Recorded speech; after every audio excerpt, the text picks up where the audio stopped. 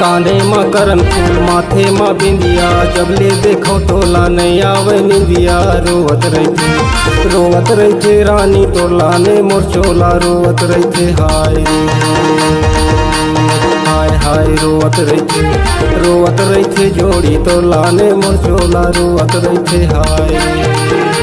रोवत रहते रानी रोवत रहते जोड़ी रोवत रहते रानी रोवत रहते जोड़ी रोवत रहते।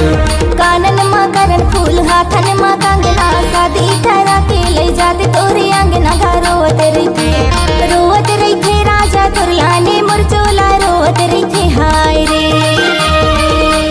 हाय हाय। रोवत रहते जोड़ी तुरलाने मुरचोला, रोवत रहते हाय रे।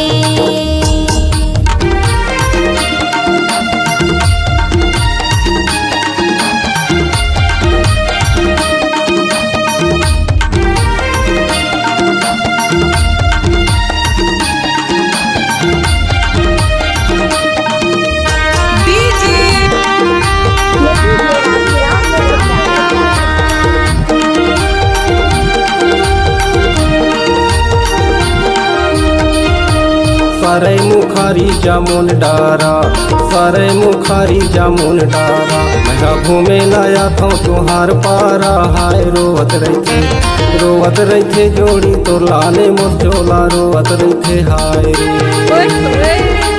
हाय हाय। रोवत रहते रानी तो लाने मोर चोला, रोवत रहते हाय रे।